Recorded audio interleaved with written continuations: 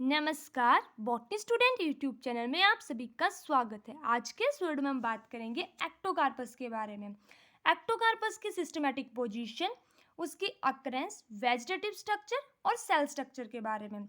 सबसे पहले हम सिस्टमैटिक पोजीशन की बात करेंगे तो एक्टोकार्पस की डिवीजन है फियोफाइटा, क्लास आ जाती है फियोफाइसी, सब क्लास आ जाती है आइसोजेनरेट्स, ऑर्डर है एक्टोकार्पेलिस, फैमिली है एक्टोकार्पेसी और जीनस है एक्टोकार्पस। अक्रेंस की बात करते हैं तो हमारे पास जो एक्टोकार्पस है उसके बहुत सारे स्पीसीज प्रेजेंट है पूरे के पूरे वर्ल्ड में। ज़्यादातर स्पीसीज जो है मेराइन होती है हमारे पास, ठीक है। Most of the species are occur in colder sea. ज़्यादातर जो है कोल्डर सी, जो हमारे पास टेम्परेट और पोलर रीजन में जो कोल्डर सी होते हैं वहाँ पे इसकी ज़्यादा स्पीसीज प्रेजेंट होती है। इसके अलावा ट्रॉपिकल और मेडिटेरियन सी में भी ये प्रेजेंट होता है। इंडिया में बात करते हैं तो इंडिया में हमारे पास 16 स्पीसीज प्रेजेंट है एक्टोकार्पस की, जो कि कहाँ पे ग्रो होती हैं, वेस्टर्न कोस्ट में। Most of the species grow attach to the rocks and stone in littoral and sublittoral zone. ज़्यादातर स्पीसीज जो है वो रॉक से या स्टोन के ऊपर जो है अटैच होता है उनका सबस्ट्रेटम, और वहाँ से वो ग्रो करती हैं, ठीक है। सॉइल पे नहीं ग्रो करती। सम स्पीसीज आर एपिफाइट्स, यानी कि जो दूसरों के ऊपर ग्रो करते हैं। इसका हमारे पास एग्जाम्पल है एक्टोकार्पस कोनिफेरस। एक्टोकार्पस कोनिफेरस एक एपिफाइट है जो कि दूसरे प्लांट के पार्ट के ऊपर ग्रो होता है, specially on thallus of Fucales and Laminarias. Fucales और लेमिनेरियस हमारे पास ब्राउन एल्गी होती है, यानी कि उनकी भी क्लास हमारे पास जो है वो फियोफाइसी होती है, ठीक है।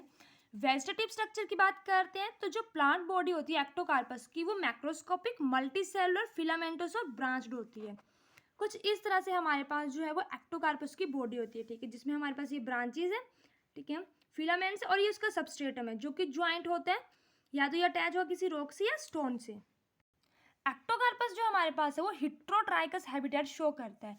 हिट्रोट्राइकस हैबिटेट कैसा होता है, जिसमें हमारे पास जो है प्रोस्टेट और इरेक्ट सिस्टम की डिफ्रेंशिएशन होती है, यानी कि जो इसका हमारे पास थैलस है उसमें एक हमारे पास प्रोस्टेट सिस्टम आ जाएगा और दूसरा इरेक्ट सिस्टम आ जाएगा जो इसका थैलस है उसमें, ठीक है। तो इसको कैसा हैबिटेट बोलते हैं, हिट्रोट्राइकस हैबिटेट। ये एक नंबर में जो है इंपॉर्टेंट क्वेश्चन है। हिट्रोट्राइकस हैबिटेट किस में होता है, जहाँ पे बॉडी डिफ्रेंशिएट होती है प्रोस्टेट और इरेक्ट सिस्टम में, और एक्टोकार्पस में ऐसा होता है। अब बात करते हैं प्रोस्टेट और इरेक्ट सिस्टम के बारे में। तो प्रोस्टेट सिस्टम कौन सा है, जो ये नीचे को जा रहा है, ठीक है।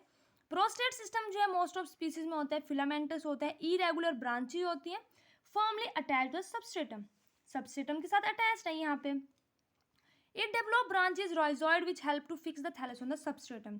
अब जो इसकी ब्रांचेज होंगी वो हमारे पास क्या होंगे, यहाँ पे रॉइजॉइड्स होंगे जो कि हेल्प करेंगे इस पूरे के पूरे थैलस को कि अटैच रहे वो सबस्ट्रेटम, यानी कि रॉक या स्टोन जिसके साथ भी अटैच रहे यहाँ से, ठीक है। In some species, the rhizoidal branches cover the older portion of main thallus and form a cortication. ये एक इंपॉर्टेंट टर्म आ गई हमारे पास। सेकेंड इंपॉर्टेंट टर्म क्या आ गई, कोटिकेशन। कुछ स्पीसीज में जो रॉइजॉइडल ब्रांचेज होती हैं वो कवर कर लेती हैं ओल्डर पोर्शन। जैसे इसका ओल्डर पोर्शन कौन सा होगा, हमारे पास ये वाला होगा, ठीक है। पहले ये बनेगा फिर हमारे पास ये तो न्यू पोर्शन आ जाएगा ना। ओल्डर पोर्शन को जब जो रॉइजॉइड कवर कर लेते हैं तो उस फॉर्म को हम क्या बोलते हैं, कोटिकेशन, कि उसने कोटिंग कर ली है, ठीक है। The growth is apical in prostate system.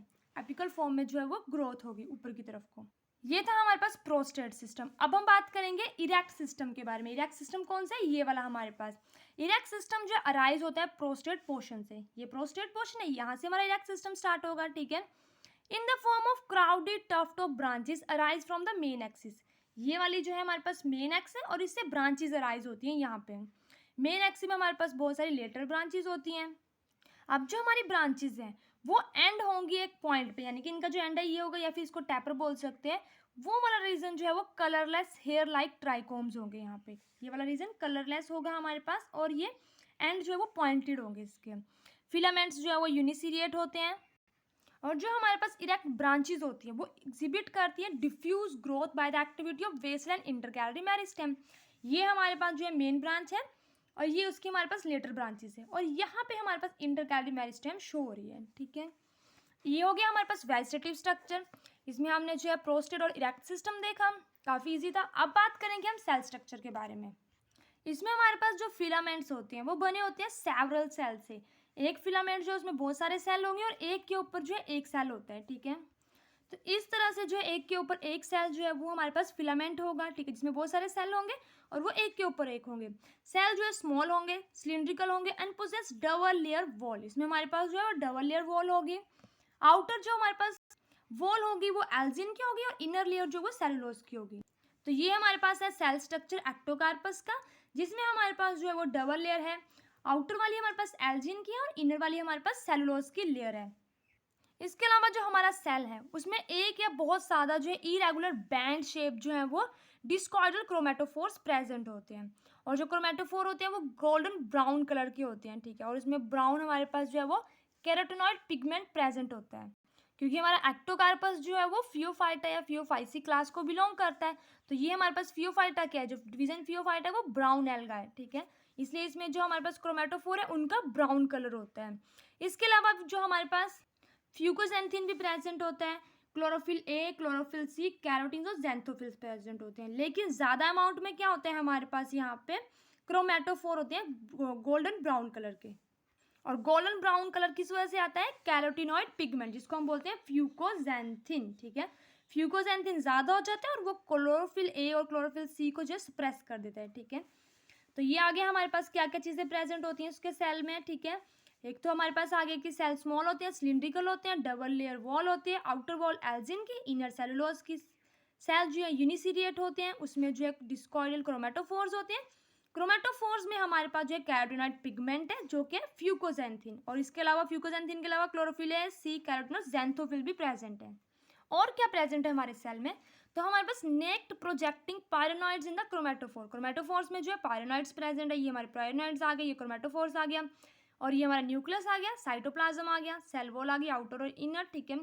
Reserve food material क्या है, ऑयल, मैनिटोल और लेमिनेरिन, ठीक है। क्या क्या चीज़ आ गई, oil, mannitol, laminarin, but not starch. Starch present नहीं होता है एक्टोकार्पस में। प्रेजेंट क्या होता है, ऑयल और मैनिटोल। मैनिटोल क्या होता है, हमारे पास एक अल्कोहल होता है, और लेमिनेरिन क्या होता है, एक कार्बोहाइड्रेट होता है हमारे पास, सोल्यूबल कार्बोहाइड्रेट, और स्टार्च अब्सेंट होता है, ठीक है।